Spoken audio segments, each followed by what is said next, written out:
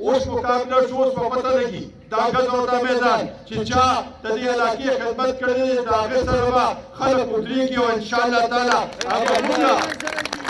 سره ودرېږي پرون ممبرانو نن د هغوی وزې خالي دي نن د هغوی څوک تپوس به نه کوي ځکه چې هغوی صرف او صرف یو خبره چې باید خاندا وکړو خاندا وکړو خان څو وکړه خان خو مونږ تباه کړو خبر ورل چې اسمبلي هغه کړه ویې چې دا مونږ قوم دپاره قرباني ورکړې ده تاسو تپوس کړئ چې آیا د قوم دپاره قرباني ورکړې ده عمران خان دپاره قرباني ورکړې ده دا ملک تباه کولو دپاره قرباني ورکړې انصاف په تاسو کوئ دې ته دا ثابته شوه دا مخکیني الیکشن چې دی هغه د دانش چې کار و RBI راوستو دپاره دا الیکشن کړو خو دا صحیح معنو کې د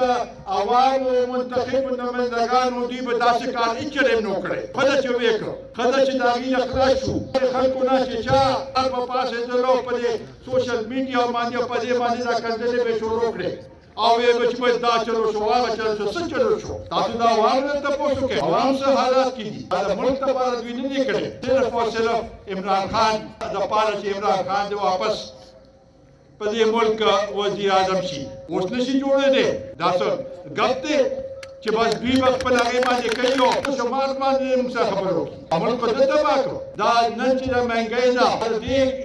بنیاد خو دی ایښی دی معاهدې وکړه معاهدې ماتې کړې دې حکومت خو کم از کم هغه سلسله واپس جوړولو ته هغه شوې دا ملک به دیواله شوی و اوس هم دې غواړي چې دا ملک دې دیواله شي اوس هم دې غواړي چې ملک کې د افراطفري اوس هم دې غواړي چې دا غریبانان دې همداسې در په دلي دا سیاست چې دی دا منفي سیاست دی دا د صحیح معنو کې د عوامو سیاست نه دی د عوامو سیاست دا دی چې ته به د عوامو خدمت کوې د عوامو سیاست دا دی چې ته به تکبر نه کوې ته به عوامو سره ولاړې د عوامو سیاست دا دی چې د هغې په کور ته به ځې او د هغه چې څه مسلې دي هغه به کوې عمران خان وایي ملک انصاف راولم عمران خان وایي چې ملک انصاف نشته اول خو موږ دنه تپوس وکړو ته خپل ګریبان کې وګوره تا دې ملک سره انصاف کړی دی تا دې قوم سره انصاف کړی دی تا د دې ملک معیشت سره انصاف کړی دی تا د دې نوجوانانو ته چې دا غلط یو نظریه دې پیش کړې ده او هغوی په غلط لار باندې کوشش کړی چې هغه په غلط لار باندې چې دا انصاف کړی دی تا دې صوبې سره انصاف کړی چې نیم کاله دلته د حکومت وکړو او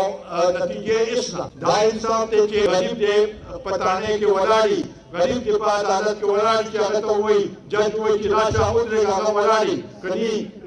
جیل ته لېږي دې وایي چې زه